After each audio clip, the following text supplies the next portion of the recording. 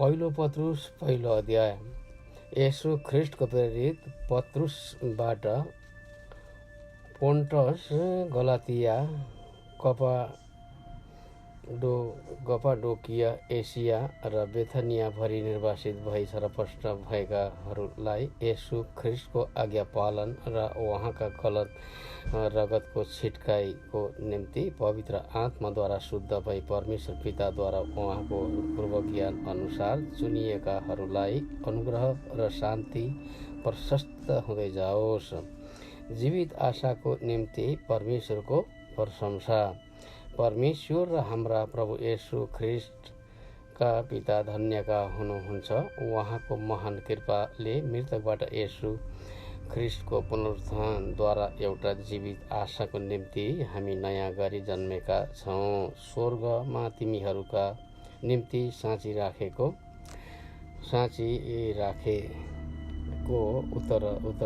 उत्तराधिकार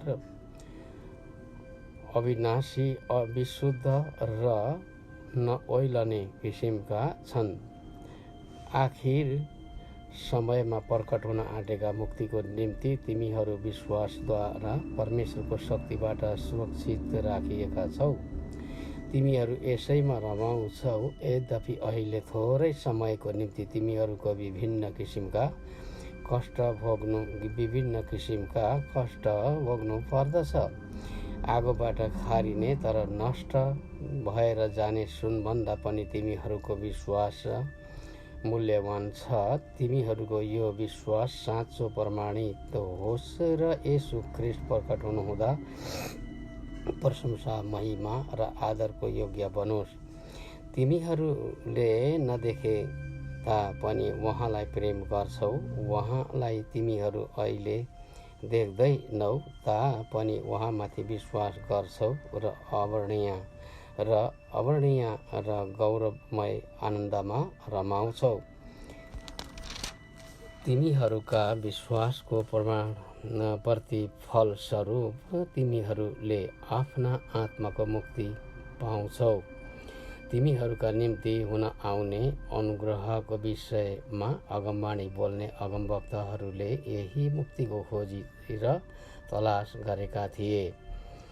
तिनीहरूभित्र हुनुभएका ख्रिस्टको आत्माले ख्रिस्टका कष्टहरू र त्यसपछि आउने महिमाको भविष्यवाणी नगर्नुहुँदा देखाउनु भएको समय र परिस्थितिको बारेमा तिनीहरूले खोजी गरेका थिए। तिनीहरूलाई यो प्रकट गरिएको थियो कि तिनीहरूले आफ्ना होइन तर तिमीहरूका सेवा गरिरहेका थिए। यी कुरा स्वर्गबाट पठाइनु भएका पवित्र आत्माबाट तिमीहरूलाई प्रचार भएको सुसमाचार सुनाउनेहरूद्वारा अहिले तिमीहरूलाई घोषणा भएको छ। स्वर्गदूतहरू पनि यी कुरा हेर्न अति उत्सुक छन्। पवित्र हौ, यसकारण आफ्नो मन बाँधी संयमी हौ र येशू ख्रिस्ट प्रकट हुनुहुँदा तिमीहरू कहाँ आउन लागेको अनुग्रहमा तिमीहरूको आशा पूर्ण रूपले राख। आज्ञाकारी बालकहरू भएका हुनाले अगाडिको अजान अवस्थाका कोही इच्छाहरूमा तिमीहरू अब नलाग, तर तिमीहरूलाई बोलाउनु हुने जस्तो पवित्र हुनुहुन्छ तिमीहरू आफै पनि जीवनका सबै रहनसहनमा पवित्र हो। किनभने यो लेखिएको छ, तिमीहरू पवित्र हो किनभने म पवित्र छु। पनपक्षा नगरी मानिसको काम अनुसार इन्साफ गर्नुहुनेलाई पिता भनी पुकारा गर्छौ भने तिमीहरूका प्रवासको सम्पूर्ण समय डरसँग बिताऊ। तिमीहरू जान्दछौ कि आफ्ना पितापुर्खबाट आएका व्यर्थका कुराहरूदेखि सुन वा चाँदी जस्ता नाश हुने थोकहरूद्वारा दाम तिरी तिमीहरू किनिएका होइनौ, तर निष्कोट र निष्कलङ्क थोमाको जस्तो ख्रिस्टको अनमोल रगतद्वारा दाम तिरी छुट्याइएका छौ। उहाँ सृष्टिभन्दा अगाडिदेखि नै नियुक्त हुनुभएको थियो, तर तिमीहरूका खातिर समयको अन्त्यमा प्रकट हुनुभयो।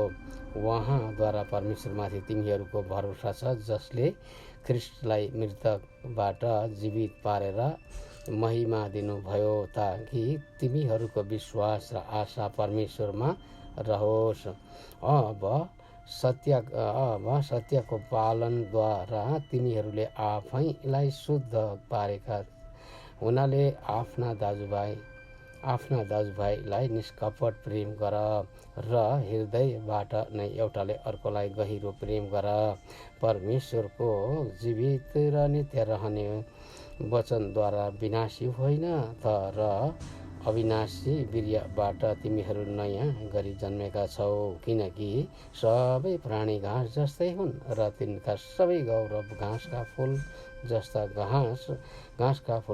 घाँस ओइलाइहाल्छ र फूल झरिहाल्छ, तर प्रभुको वचन सदा सर्वदा रहिरहन्छ। अनि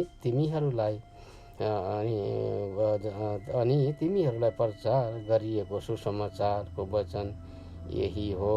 आमेन।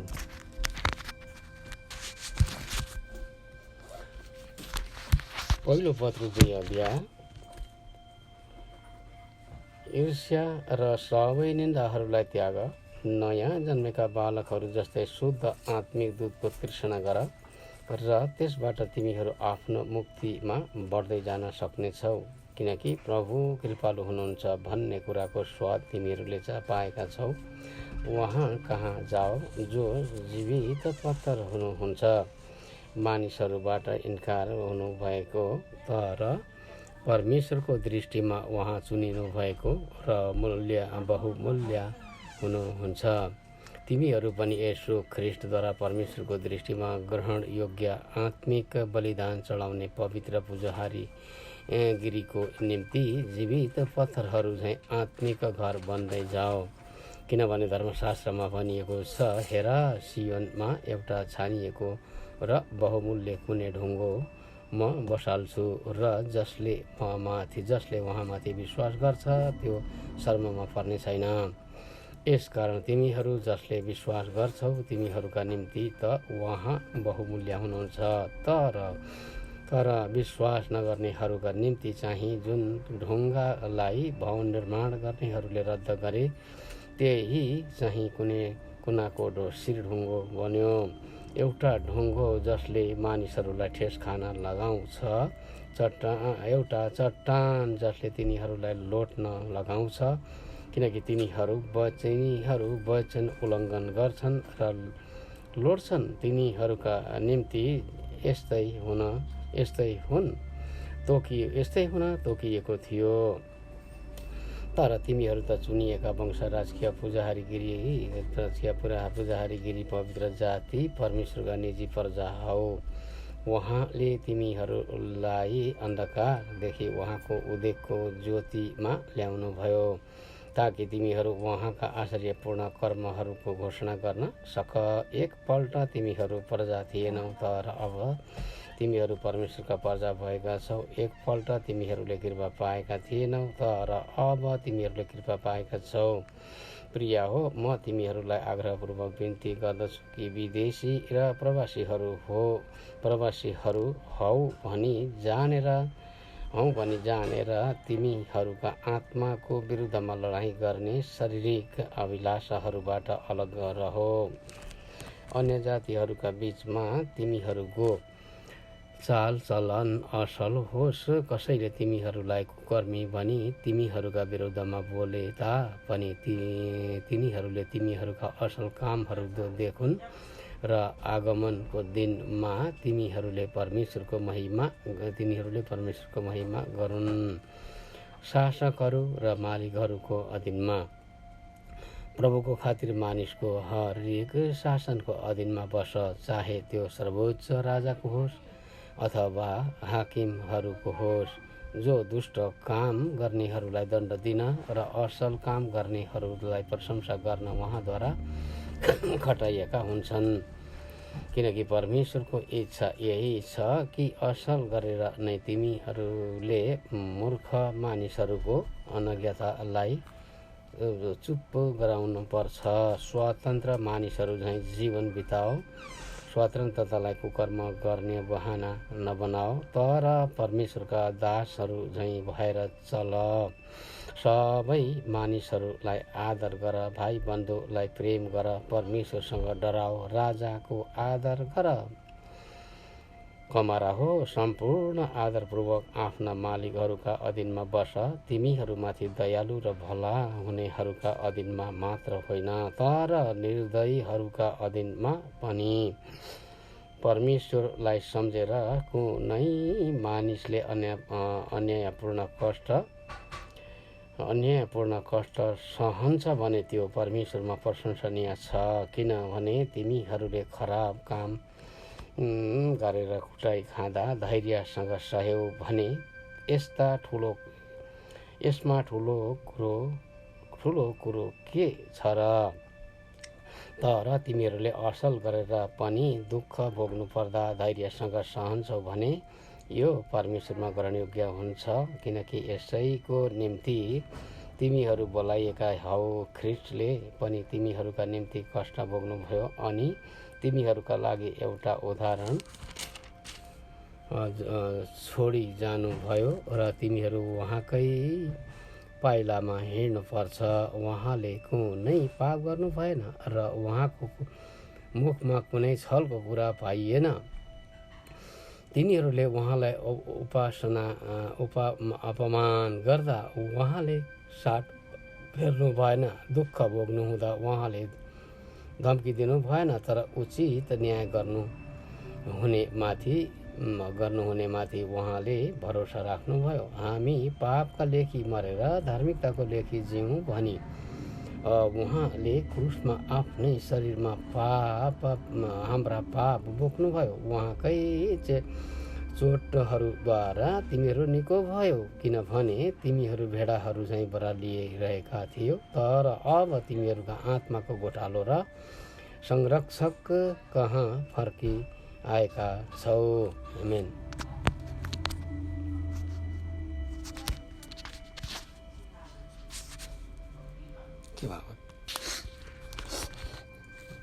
पहिलो पत्रुस 3 अध्याय। पति र पत्नी हो, तिमीहरू पनि आफ्ना पतिका अधीनमा रहो र यसरी तिमीहरूले वचन पालन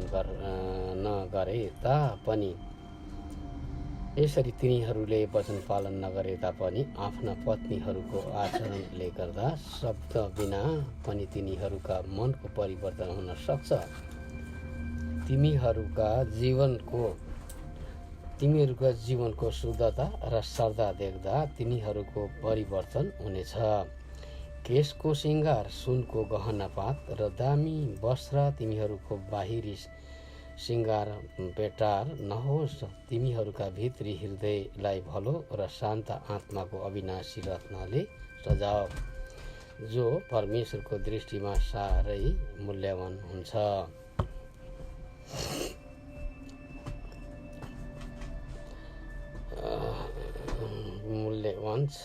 किनकि यही किसिमले अघि परमेश्वरमा आशा राख्ने पवित्र स्त्रीहरूले पनि श्रृङ्गार गर्थे र आफ्ना पतिका अधीनमा बस्थे। साराले जसले अब्राहमलाई स्वामी भनेर तिनको आज्ञा पालन गर्थिन्। यदि तिमीहरूले उचित काम गर्यौ र कुनै कुरामा भयभीत भएनौ भने तिमीहरू उनकै छोरीहरू ठहरिनेछौ।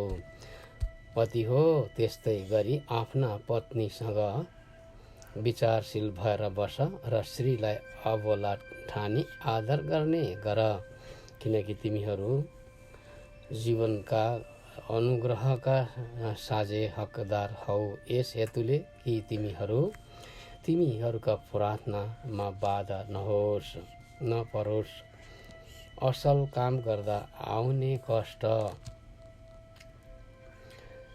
अन्त्यमा तिमीहरू सबैमा आत्माको एकता राख, एउटाले अर्कोलाई सहानुभूति देखाओ, भातृ प्रेम गर, कोमल हृदयका हौ र नम्र मनका हौ।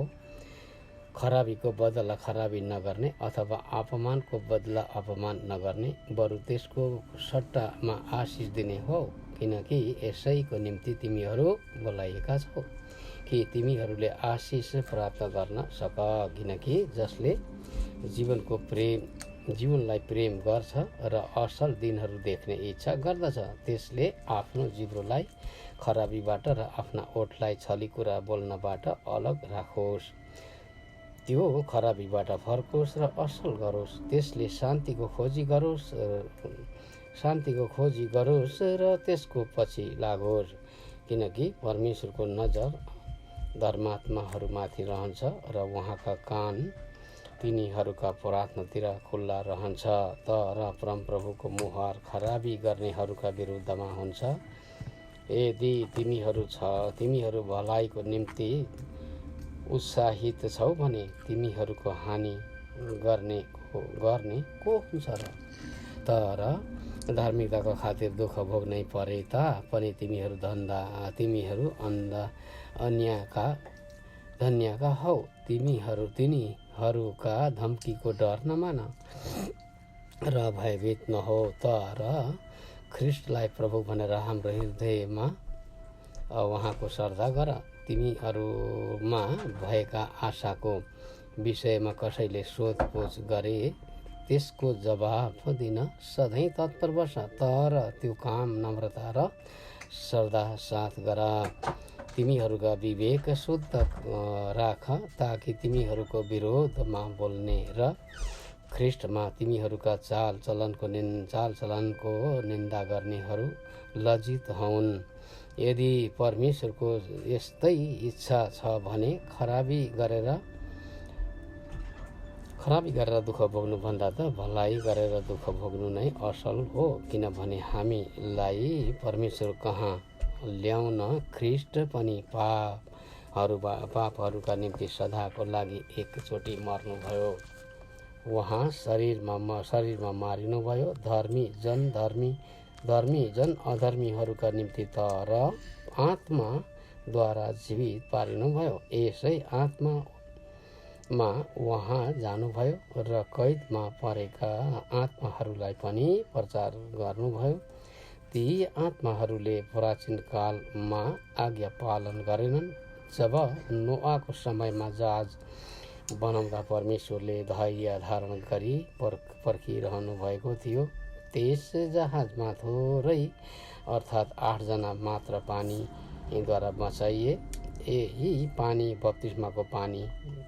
बप्तिस्माको पानीको रूप हो, जसले तिमीहरूलाई बचाउँछ। यो शरीरको मैला हटाए जस्तो होइन, तर शुद्ध विवेकको निम्ति परमेश्वरतर्फको एउटा प्रतिज्ञा हो, जसले मृतकबाट भएको येशू ख्रिस्टको पुनरुत्थानद्वारा तिमीहरूलाई बचाउँदछ। उहाँ स्वर्गमा जानुभयो र स्वर्गदूतहरू, अधिकारीहरू र शक्तिहरूलाई बसमा पारी परमेश्वरको दाहिने बाहुलीपट्टि विराजमान हुनुहुन्छ।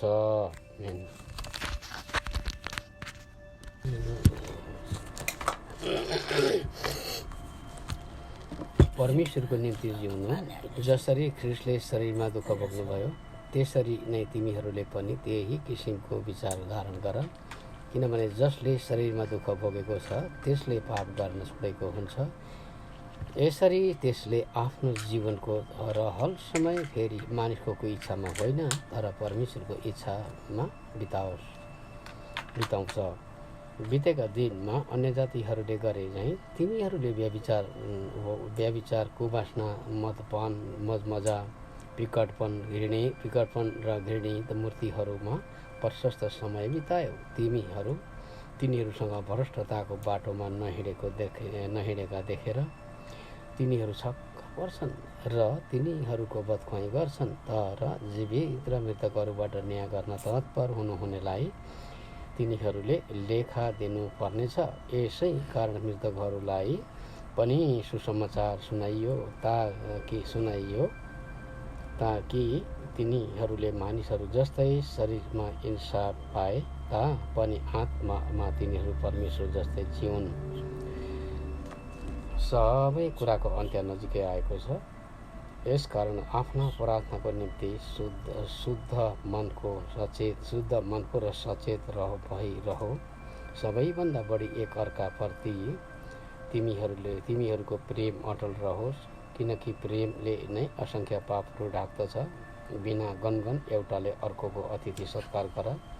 जसले जस्तो वरदान पाएको छ, परमेश्वरका अनुग्रहका विभिन्न वरदान पाएका भण्डारी झैँ ती एकअर्काको निम्ति प्रयोग गर। यदि कसैले बोल्दछ भने परमेश्वरको वचन बोले जस्तै त्यसले बोलोस्। यदि कसैले सेवा गर्छ भने परमेश्वरले दिनुभएको शक्तिद्वारा त्यसले त्यो गरोस्। यस हेतुले ती सबै कुरामा येशू ख्रीष्टद्वारा परमेश्वरलाई प्रशंसा होस्। उहाँलाई नै महिमा र पराक्रम सदा सर्वदा होस्। आमेन। क्रिस्चियन भएकोमा कष्ट भोग प्रिय हो। तिमीहरूलाई पार गर्ने अग्निमय परीक्षा तिमीहरूमाथि आइपर्दा केही अनौठो कुरा भए जस्तै तिमीहरू छक्क नपर। तर ख्रीष्टका कष्ट भोगमा सहभागी हुँदा रमाऊ, ताकि उहाँको महिमा प्रकट हुँदा तिमीहरू पनि आनन्दित र हर्षित हुन सक। यदि ख्रीष्टको नाउँमा तिमीहरू निन्दित भयो भने तिमीहरू धन्यका हौ, किनभने महिमाका र परमेश्वरका आत्मा तिमीहरूमाथि रहनुहुन्छ। तर हामीहरूमध्ये कसैले पनि हत्यारा वा चोर वा खराबी गर्ने वा अर्काको कुरामा हात हाल्नेले झैँ दुःख नभोग। तर कसैले क्रिस्चियन भएको कारण दुःख भोग्दछ भने त उसले लाज नमानोस्, तर त्यही नाउँमा उसले परमेश्वरलाई महिमा दियोस्। किनकि न्याय परमेश्वरकै परिवारबाट सुरु हुने समय आएको छ, र यदि यो हामीबाट सुरु हुन्छ भने त परमेश्वरको सुसमाचार नमान्नेहरूको अन्त्य कस्तो होला। अनि यदि धर्मी जनको उद्धार कठिनसँग हुन्छ भने धर्मी र पापीको गति के हो नै। यसकारण परमेश्वरको इच्छा बमोजिम दुःख भोग्नेहरूले भलाइ गरून् र तिनीहरूले आफ्नो आत्मा विश्वास योग्य सृष्टिकर्ता कहाँ सुम्पुन्।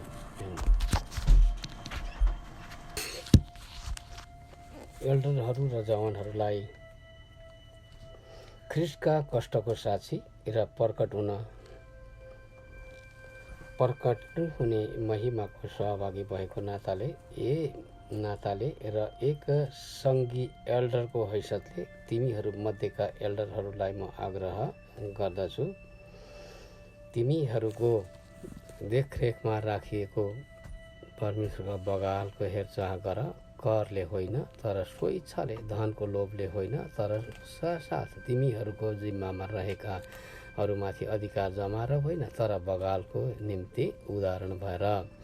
र जब मूल गोठालो प्रकट हुनेछ तब तिमीहरूले महिमाको नओइलाउने मुकुट प्राप्त गर्नेछौ। त्यसै गरी जवान हो बुढापाकाहरूका अधीनमा बस। एकअर्काको अधीनमा रहेर तिमीहरू सबैले नम्रताको वस्त्र धारण गर, किनभने परमेश्वरले अहङ्कारीहरूको विरोध गर्नुहुन्छ तर नम्रहरूलाई अनुग्रह गर्नुहुन्छ। यसकारण परमेश्वरको शक्तिशाली बाहुली मुनि तिमीहरू आफैलाई विनम्र तुल्याऊ र उहाँले उचित समयमा तिमीहरूलाई उच्च पार्नुहुनेछ। तिमीहरूका सारा फिक्री उहाँलाई सुम्पिदेऊ, किनकि उहाँले तिमीहरूको वास्ता गर्नुहुन्छ। सचेत रहो, जागर रहो। तिमीहरूको शत्रु दियावल कसलाई भेटाउँ र खाइहालौँ भनी गर्जने सिंह झैँ खोजी हिँड्छ। विश्वासमा दरिला भएर त्यसको विरोध गर, किनकि संसारभरि नै तिमीहरूका दाजुभाइहरूले पनि यस्तै कष्टको अनुभव गर्नु परेको छ।